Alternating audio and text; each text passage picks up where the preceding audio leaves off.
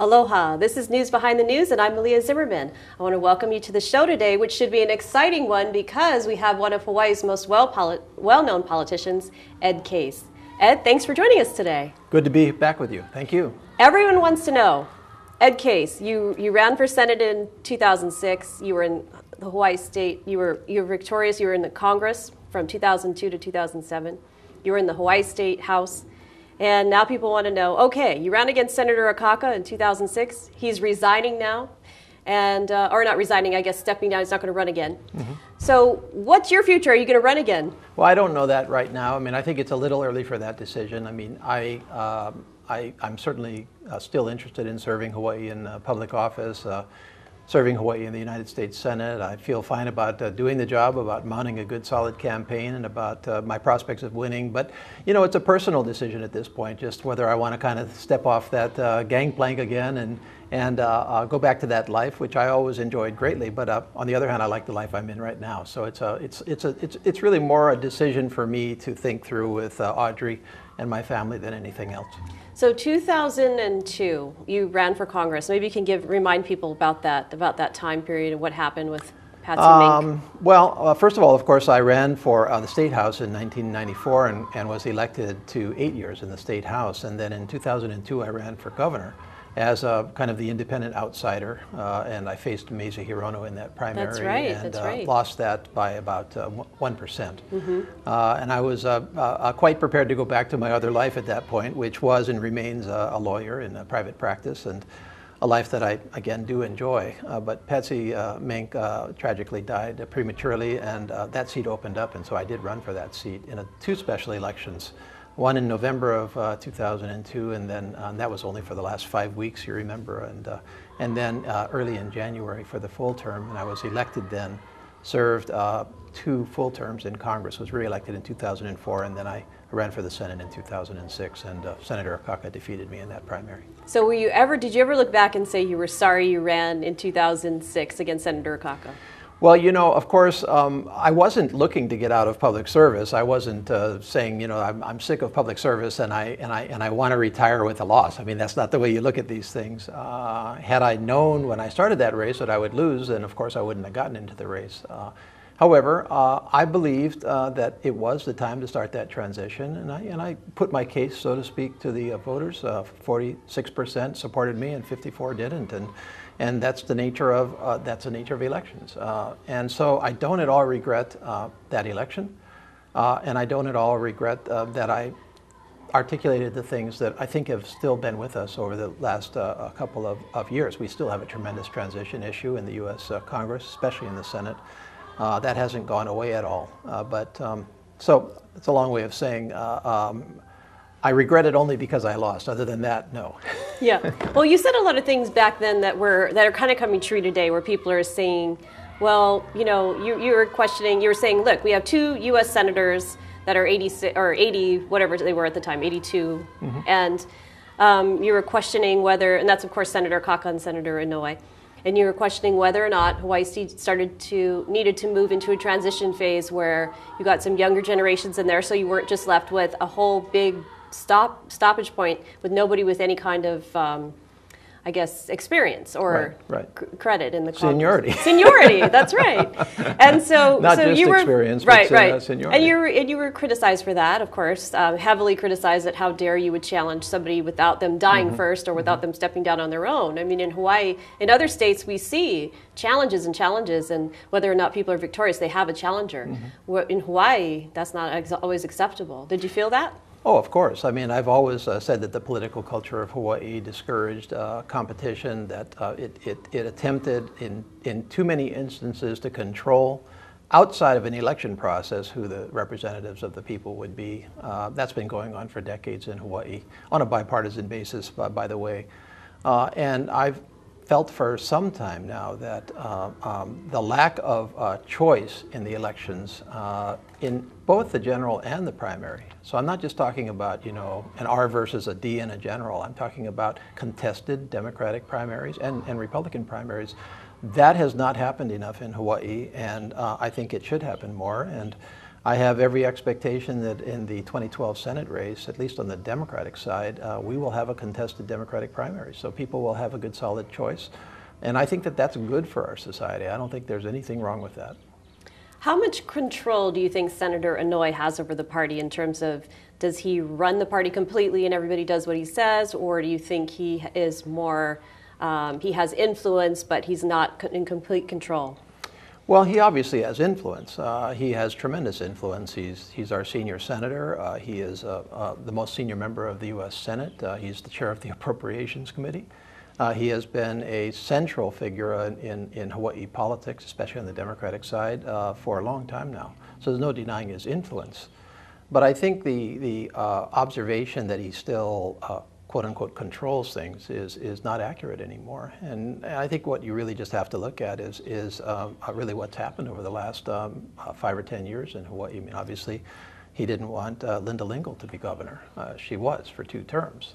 In this last election, I don't think there's any question that he supported Mayor Hanneman over Neil Abercrombie. Neil Abercrombie stunningly defeated Mufi Hanneman. He did not support Peter Carlisle for mayor. His candidate did not succeed. Inside the Democratic Party, much the same picture. I mean, there was a time when I think Senator Inouye, and I guess more accurately the people around Senator Inouye on his behalf, or at least statedly on his behalf, would be able to exert a much greater level of what happened inside the Democratic Party. And that arose really because Senator Inouye was funding the Democratic Party and therefore had kind of the power of the purse a little bit. You mean through appropriate or through no, what? because he would facilitate contributions to the Democratic Party. The Democratic Party really became overly dependent on his funding in order for its survival. So similar thing with Linda Lingle, I think. Probably Governor so. Lingle, on a much Sure. smaller level, I'm sure. So, I mean, the Democratic Party kind of fell out of touch with the grassroots support, and I think Dante Carpenter and many of the members of the Democratic Party over the last couple of years have done a very good job of trying to broaden that base of financial support. But, you take a look at the Clinton-Obama race in a couple of years back, 2008, where there was a knockdown, drag-out, fight inside the Democratic Party between the Obama forces, who Senator Inouye opposed, and the Clinton forces, who Senator Inouye supported. And it's very clear the Clinton forces did not prevail at the convention. And I think more recently, I mean, if you just take, for example, the Democratic Central Committee, and you run down the list of the members of the Central Committee and ask yourselves who are actually the loyalists really of any political figure, including Senator Inouye, you'll find it's a very, very unlikely statement to make. So influence, yes, but control, no. Okay, well, what about right now? You have recently Senator Akaka was kind of demoted, I guess, from being chair of the Veterans Committee. And they said it was because, quote unquote, he was too old. And then he was put in charge of the Indian Affairs Committee, which Senator Inouye used to be head of and had quite a bit of influence on the Indian policy with that.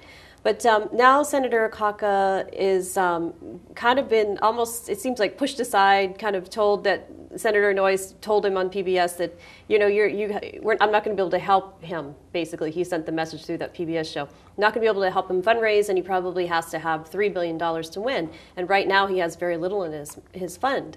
So is he kind of controlling that race, and who do you think he's going to be supporting in the future for that? Well, I don't really know what the kind of the inside story was on Senator Akaka's replacement at Veterans Affairs, or what happened. I mean, if you think the Democratic caucus of the State House of Representatives is pretty tight and close-lipped, try the U.S. Senate Democratic caucus, or Republican caucus for that matter. That's a pretty small club at that point, and they tend to do their, it's kind of like electing the Pope. You really don't know what's happening until it's happened. So I don't know what happened there. I don't think there's any doubt that Senator Inouye would like to be able to designate who the next U.S. Senator is, and has been assiduously working to effect that outcome. Again, I think that I don't think he's going to be able to do that. I think certainly he's going to be able to influence it, and I don't know who his choice is. I would suspect strongly that former Mayor Hanneman was perhaps his choice, but I don't think that you know, if he or the Democratic Senatorial Campaign Committee went out and did a current poll on, you know, who the front runners would be in that race, either within the Democratic primary or against Governor Lingle, who I have no doubt is going to be the Republican nominee, that I don't think Hanneman would be very far up there. So I think Senator Inouye is probably looking elsewhere. Mufi Hanneman really, I think, blew the last campaign for mayor. I mean, for governor, he was ahead. He was quite a bit ahead, supposedly, according to the polls, and who knows if you can believe those. But then he, he started making comments. He started appearing as a bully, that kind of thing, and he was not well received. And of course, Neil Abercrombie won by 17% or 17, right? And so I don't know if he can recover from that. I know politics is funny. You can do things like that, but. What do you think about, for example, Brian Schatz or some of the names that were raised? Colleen Hanabusa, you're the person that ran against you last. There's also Tammy Duckworth. Now, I don't know where that came from. That just wasn't sure if that was a clue. And then we didn't hear about General Shinseki. He's been announced before in terms of a possible idea for senator, but his name wasn't even brought up this time. So what do you think about that in terms of those people? Well, in a lot of ways, it's a little early still, and everybody's kind of jockeying for position. And frankly, if I stayed up at night, kind of thinking through all the permutations and the what's actually happening and who's doing what and why and to whom, frankly, I'd be looking like I didn't have a lot of sleep right now. But you look good, so you must not be doing yeah, that. So you look I am. tan, you look rested. Believe me, I don't worry too much about it. The non-political life is working for you. Yeah, well, yeah, I suppose so. Well, that's the comment on whether I want to give up this life or not. I mean, I was able to go to the beach. That's and right. You know, yeah. I don't know what exactly is happening. I think each of us, because I'm clearly one of the people that is interested in the U.S. Senate, each of us has our strengths and our weaknesses. And we have our supporters and our opponents, and we have our particular circumstances that we're facing. No question, Mufi Hanneman had a major loss last year, and I don't think it was just the size of the loss, but it was the why of the loss. I think it's a little tough to recover from that. But, you know, Mufi has been interested in serving in the U.S. Senate since he was, 9 years old or something like that. Right. I'm exaggerating, but maybe I'm not not exaggerating. So. And so for him to sit there, and I think perhaps a little bit differently than me, I'm not sure he does have another a life that this was and is his life. And so it's hard. I think it's going to be hard for him to pass it up. Congresswoman Hanabusa and Congresswoman Hirono, they've got a pretty tough choice to make. They have to evaluate whether they can A, win a primary, and B, win a general against Governor Lingle. And they also have to evaluate whether they are going to step down from what I think would be safe seats for them in the U.S. House, because they have to make a choice. They can't run for the House and the Senate. So do you go with a sure thing, or do you, shoot the moon? And I think Lieutenant Governor Schatz has a little bit of a different equation. He could technically run for the Senate because he would be in midterm, but would people regard that as too early? And he's on a nice ascendancy right now. And is he going to take the chance of a loss in either the primary or the general, which would derail his career, even if he was still lieutenant governor? I don't know where Tammy Duckworth came from. I know her, I've met her, I respect her tremendously, and I don't exactly know why Senator Inouye floated her out there. I mean, she came to Hawaii when she was 17 and did graduate from McKinley and the University of Hawaii, and of course, left Hawaii then, lived in Evanston, Illinois for some decades now. So I don't know what that's all about. I don't know what to make of that, to be honest. Right. That was General like Shinseki. In all honesty, I think, again, a tremendous, fascinating, interesting, accomplished person who I've met and who's an inspiring person. He passed once, I think. I have to assume that if he was going to run, he already would have been kind of put out there by Senator Inouye. Right, because his career kind of peaked and then he kind of disappeared for a while, huh? Well, no, I mean, he retired. He retired, right. He retired at the top of his game, and he lives, I believe, outside Washington, D.C., and you know, has a very active life there, and so, you know, I mean, do you give that up to, you know, Get kind of thrown move into back the wolves, and right? obviously you have to ask yourself also, you know, how would the voters you know, respond to that? So it's and you know, of course there are wild cards out there that we don't know what's going to happen. Okay, would you be willing to share? Now you can say no, but what happened at the convention where you and kind of, you know, you and Colleen Hanabusa had been going at it in commercials and in debates and of course with Charles Dejoux as well in the special election and then in the primary. What made you decide to step down and back her? No. What's the real story? Tell us the real story. You know, they're I know you've been asked that before. You know what's kind of interesting in your question is in all honesty, in your question is the implication that there was anything other than right, like a what deal. I said. Yeah, right. No, I'm not saying that. I'm just asking. Is no, there? I don't say it. I think it was just. I mean, it's obviously a very hard decision, which I made very much myself, and. But what's interesting about it is that people would interpret it differently than what I said. That's all I meant to say there. Right. You know, for me, it was simply put a decision that while I had a lot of fight left in me, I just didn't think that was any longer the fight for me to fight. That particular fight.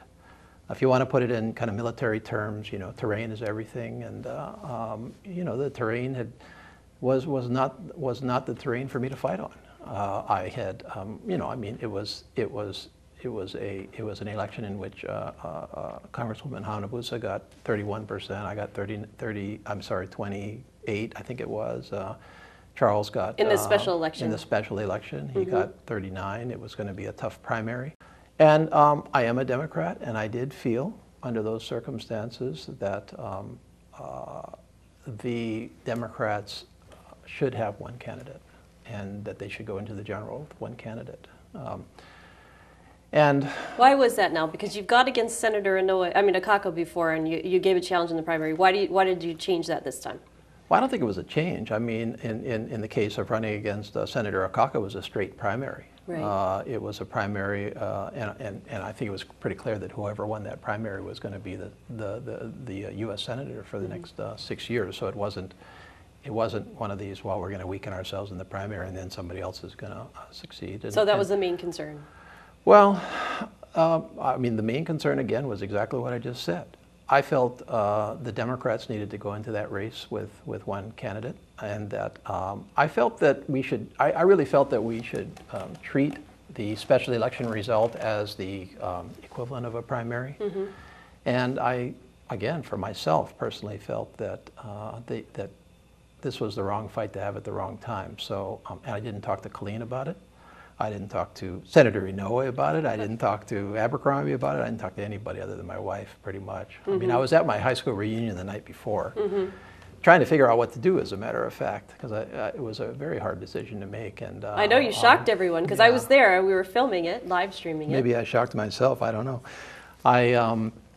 And I think I talked to my friends about it the night before and told them I didn't know. It was kind of funny because I was sitting on the side with Audrey and I was about to go up. We had not been at the convention. We'd just come in from the Big Island, from my high school reunion, and we're sitting there, and we're sitting on the side because I wanted to get there right before I went on, and I wanted to leave right after I went on and you know, go out and live the rest of my life at that point. And so we got there, and for whatever the proceedings were, continued a little bit. So I had to kind of sit there and, you know, and sit in the chair. As I'm sitting in the chair, it's about 10 minutes after I was supposed to go on, and I'm trying to think through my speech and what I was going to say. And I get this call from one of my best friends, classmates, who I'd talked to about the next day, and he goes, Ed. And I went, yeah.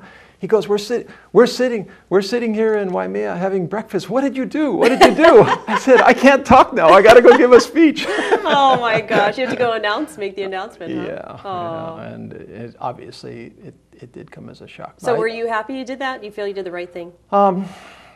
You know, I do feel it was the right decision. You can run what ifs to the end of life. If you rerun these things, what if I hadn't run for the Senate in 2006? What if I had started a month earlier in 2001 to run for governor? You know, what if this? What if that? So I don't tend to worry a lot about what ifs in life. I think I don't regret it. I think it was right in retrospect. But hey, you know, who knows how it would have turned out? I think I had a good shot at the primary, and you know, I hope it doesn't sound cocky, but I don't think there would have been much question at that point about the general election result, especially as it turned out with Hanabusa, because I probably was the better candidate against Dejoux. She got lucky, I think, in that general election. I think that I think she ran a very good campaign, and I think that Charles didn't. And I think he had the upper hand when they started that race, and she pulled it out, and he made some mistakes. Well, there was a lot of people that criticized that race as being a mean race, where, you know, he attacked her, she attacked him. There's a lot of personal attacks. She was made to look like an evil witch in one of the I guess the advertisements, the television advertisements, and he got a lot of criticism for that. So who knows what, you know. And then on the other hand, Lieutenant Governor Iona, people were criticizing him for being too nice in his campaign against Neil Abercrombie.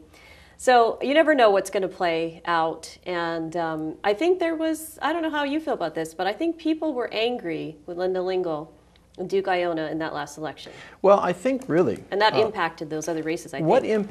I think what impacted that particular result more than anything else was that, you know, you have to look at Hawaii as like any other place in the country. You have people that, speaking very simplistically, and it is simplistic, you have people that are quite conservative, and you have people that are quite liberal, and then you have everybody else.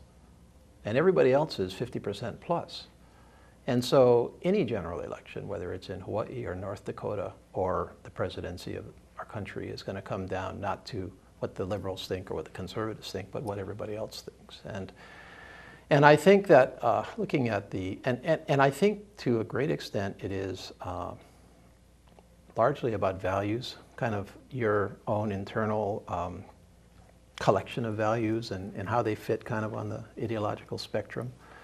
And I think that, I think simply put, I think that Charles kind of painted himself a little too far right in the election, or allowed himself to be painted there. And I think Colleen managed to paint herself a little bit, you know, broadly. That's pretty funny, because I see her as much more liberal on the left, and then with him, you know, he just got rated one of the most moderate congressmen in Congress. Well, that's why I'm saying that I thought that's exactly what I'm saying, right. Because I think that Charles did try. I mean, they both understood this right from the beginning. Right. They understood that what they needed to do was to earn the vote of the 30% of the voters that voted for me in the special election, who tended to be perhaps the more independent, moderate middle, not exclusively, because a lot of conservatives and liberals did vote for me, I know that. So how much influence did your endorsement of her have, do you think? I think it had a pretty big endorsement, because I think that looking at that 30%, again, I'm being really simplistic about this, but if you look at the 30% that voted for me,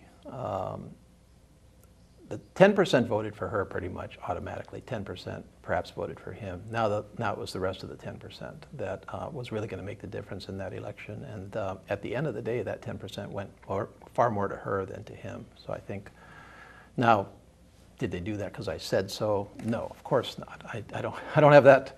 I don't have that, you know, dictation machine mentality or ability. But I think that it probably influenced them. So, okay, you've always been kind of somebody who's gone, he's been known as an independent, who's, you know, stood up to the Democrats, stood up to the Republicans kind of thing. So with that in mind, what do you think about Senator Colleen Hanabusa's job right now in the Congress? What do you think she hasn't been independent at all in terms of voting exactly with Mazie Hirono every time. There's no variance in that, and there's no variance with the Senate, with Senator Inouye and Senator Akaka. So it's like every week we know it's going to be yes, yes, yes, yes, no, no, no, no, no, that kind of thing. So what is your thoughts on that? I think first of all, it's too early to address Congresswoman Hanabusa specifically. I mean, I think it's pretty clear that Congresswoman Hirono does vote, virtually 100% of the time with kind of the Democratic position. And I think that's relatively, but not exclusively true with the two senators. It's too early to really tell. I mean, Congresswoman Hanabusa has been on the floor of the House for only 2 months at this point, so she doesn't have that many votes. But as you point out, she probably will vote more on the Democratic side. And I think that probably, I mean, first of all, that is who they are. They all four of them do tend to be more party people and less perhaps independent of their party. Right, because at least when you were there was some variance, I mean, with you and Congressman Abercrombie. So what do you think about Governor Abercrombie at this point? You endorsed him as well. I did, and that was a straight out assessment of values right there. I mean, I just felt closer to his. As you just pointed out, I feel there's issues that I completely disagree with Governor Abercrombie on, and frankly, there were issues that I agreed with Lieutenant Governor Iona on. But on balance, on the issues, I felt that Governor Abercrombie would be able to encompass the hopes, dreams, and aspirations and needs of more of the citizens of Hawaii than Lieutenant Governor Iona, and that's why I did what I did. In terms of how he's doing now, it's a little early to tell. I think what he's adjusting to very much is being governor rather than being a candidate, and that's tough. And also being in Congress where people don't pay attention to what you're doing. Well, I wouldn't go that far. In Hawaii. No, that's not true. But in terms of being in the spotlight all the time, in the spotlight you're right. all the time, I mean, right. if you're in Congress, you can you come into town like once every week or two. You go to and the say, gym. Oh, hi. How am I? I have something to say. When you're a governor, you don't have that luxury. It's like you're there all the time. Right. Well, okay, so maybe we'll have to have a follow-up show to see how you think they're actually doing. And of course, you endorsed Peter Carlisle for mayor, and both of them are dealing with these huge budget issues, both Peter Carlisle and Governor Abercrombie. And so, what do you have you any thoughts on him as we wrap up the show? I think Mayor Carlisle is doing a good job. I think he faced a terrible situation at the city and county. I think that Mayor Hanneman kind of pushed a lot of stuff under the rug and pushed it down the road, and I think Carlisle is facing that stuff. So I give him a lot of credit for that. Okay, this is your last chance to announce for Senate, or to announce for the House. Well, you'll have to have another show, I guess. Okay. Well, we'll have you back on. I'm glad you came today, and we'll be watching for you. Well, is it going to be? Do you still have your website, edcase.com, or was it www.edcase.com? I think I do have to get a little bit upgraded, though. Okay, you have to give it a little more updates, right? Okay. Yeah. Okay. Well, thank you for joining us today. We'll have you on again. Okay. Thank you. And I want to thank everybody for joining us today on News Behind the News. I'm Malia Zimmerman. Aloha.